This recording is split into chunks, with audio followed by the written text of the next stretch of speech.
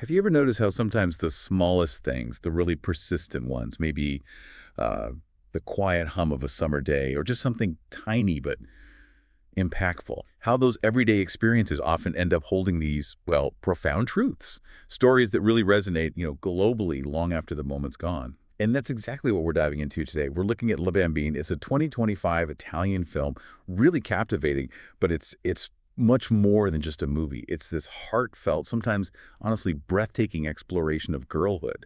And it tells its story using a really surprising metaphor, a powerful one. Oh, absolutely. It's a film that has, well, it's almost literally buzzed its way into the global conversation. Le Bambine premiered August 20th, 2025, at the Venice Film Festival, no less. And the reaction there was immediate, overwhelmingly positive, really. Early reviews were already calling it a masterclass in subtle storytelling. So it wasn't just a win for Italian cinema, you see. It kicked off conversations way beyond Italy's borders, showed its universal appeal right away. Definitely. And that's what we want to unravel today, isn't it? Our mission for this deep dive is to unpack how Bambine manages to weave this story, Yeah. this narrative of resilience, identity, and those universal challenges of growing up. We're going to explore how it uses this unexpected metaphor, mosquitoes, of all things, to connect a very specific Italian culture with themes that just hit home everywhere. Okay, let's unpack this.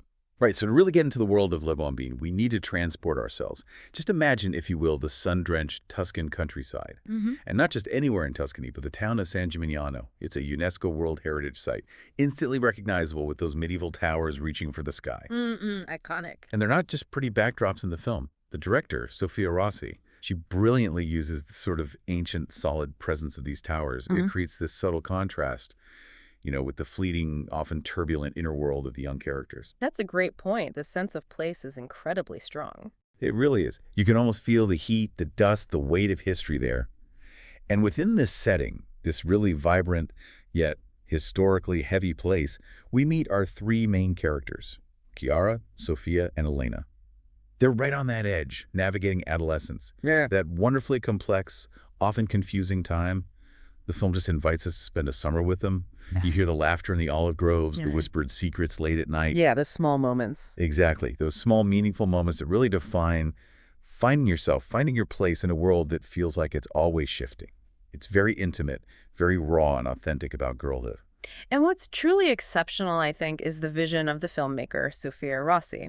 She's really emerged as a rising star in Italian cinema, especially after her short film, Echoes of the Vineyards, got international attention last year. It had this visual poetry, strong female characters. Right, I remember that one. So with Le Bambine, she takes what could have been just another coming-of-age story and grounds it in this profound emotional honesty. She has this amazing knack for using light, shadow, the sounds of nature, even tiny inflections in the acting, to create something that feels both deeply relatable and really moving. Her camera doesn't just observe, it sort of empathizes. You're drawn right into their lives. It's graceful, authentic, really rare. Okay, so here's where it gets really interesting, and maybe a bit unexpected if you haven't seen it yet. The central metaphor, the really intriguing one in Le Bambine, it's mosquitoes. Chuckles. Yeah. Now, I can almost hear people thinking, mosquitoes. Why on earth would a film about girlhood feature mosquitoes so prominently? What could they possibly mean? It's a bold move, Yeah. but it absolutely anchors the film's message. It's brilliant, honestly. A stroke of cinematic genius. Because in Le Bambine, these aren't just, annoying bugs you swat away. They're this constant presence, insidious, symbolic. Think of them as representing those incessant, nagging challenges and pressures. The kind young girls, well, all women really, often face. Subtle societal expectations about looks, careers, behavior, but also those very real, sometimes crippling personal insecurities buzzing around in their heads. Doubts about their intelligence, their appearance, their worth. So the mosquitoes make those internal struggles external, palpable. Exactly. The film uses their visual presence, the sound design. They become the ambient background noise of growing up female, irritating, persistent. And the director, Sofia Rossi, she put it perfectly. She said something like, "Mosquitoes are small, but their sting lingers." Oh, that's powerful. They're a symbol of the pressures that girls endure, yet they keep moving forward. And that just sums up the film's whole feeling. It's not about huge dramatic showdowns. It's about the buildup of small, persistent battles, that constant low-grade hum of difficulty. That quote really nails it. And the film makes it so vivid through the characters themselves. Like Chiara, she's the oldest one. She's constantly wrestling with her family's expectations. Follow tradition, maybe marry young, take over a family business. Mm-hmm. The weight of history in San Gimignano. Exactly. Instead of pursuing her own dreams of independence, maybe travel, it's that constant buzz of what she should do. Then there's Sofia, who wants to be an artist, but she's in a world that might just dismiss her dreams as, I don't know, fanciful, impractical. Especially for a girl from a small town. Right. So those little doubts from others, even from herself, those digs about her art, those are her mosquitoes, buzzing around her passion, threatening to kill it. And even Elena, the youngest, faces her own swarm. Maybe pressure about looks or the sting of judgment in a small community. And that makes you think, doesn't it? It prompts us to reflect. What are your own mosquitoes? Those small but persistent everyday challenges, those little criticisms maybe, or just those nagging doubts we all have no matter where we are or what we're trying to do. Yeah, it could be anything. Pressure at work, social media. Or just that little voice saying, you're not quite good enough. They seem tiny alone, but together. Their effect can be huge. It takes real strength, that quiet courage to just keep going. So, okay, what does this all mean beyond those beautiful Tuscan hills? How does this incredibly specific story set in Italy resonate so deeply worldwide? Because it has. It's sparked this truly global conversation about girlhood. It's amazing how a local story can hit such a universal chord. It's the key question, isn't it? How does something so culturally specific connect globally? And the answer, I think, is in the raw, authentic audience reactions. I was really struck by this comment from a young viewer in New Delhi. She said something like, "I felt like the mosquitoes were all the little things that bother me every day. People telling me what I can't do because I'm a girl. Wow. But like the girls in the film, I want to keep going." It's powerful. It shows how universal these themes are. The emotional core transcends borders. Whether it's family tradition in Tuscany or societal rules in India. Exactly. The persistent pressures feel similar, even if the details differ.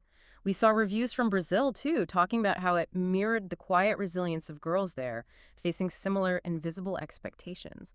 And, if we zoom out a bit, Le Bambine isn't happening in a vacuum. It really fits into this significant trend we saw building in 2025 international cinema, this wave of films focusing authentically on the nuanced experiences of women and girls. Interesting. Like what else?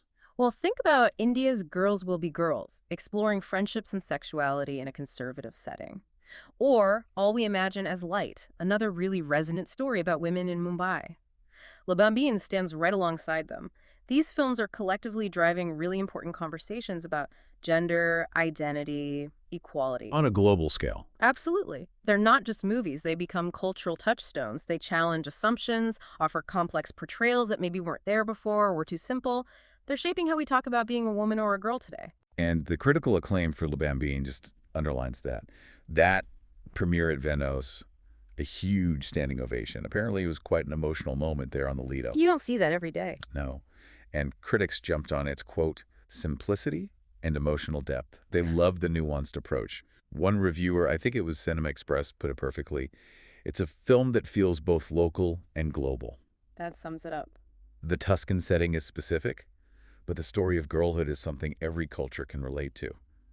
That's the magic, right? Deeply rooted, yet it holds up a mirror to the whole world. Specificity and universality working together. And connecting this to the bigger picture, Le Bambine really serves as this powerful reminder, doesn't it, that growing up is universally challenging, wherever you are. But what's maybe more profound is that it's also a journey that's fundamentally shared. The individual stings we feel, they tap into this collective human experience of overcoming small, persistent hurdles. Quiet resilience is universal.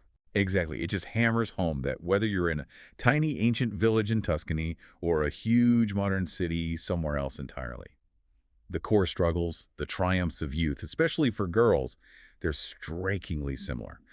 And the genius of that mosquito metaphor is how it makes these deeper ideas so accessible.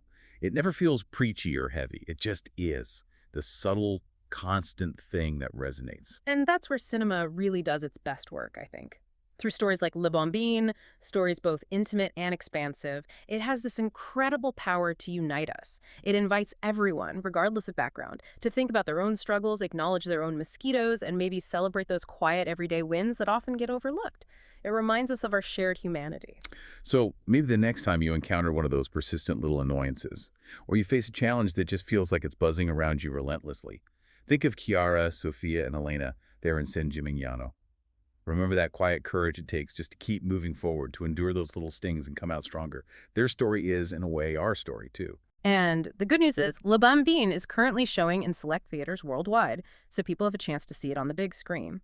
Plus, for those who prefer watching at home, platforms like Netflix have already shown significant interest. They're looking at it for their 2025 lineup. Oh, great. Yeah, so hopefully this remarkable deep dive into girlhood will reach an even wider global audience soon. Yeah. It's definitely a film worth seeking out.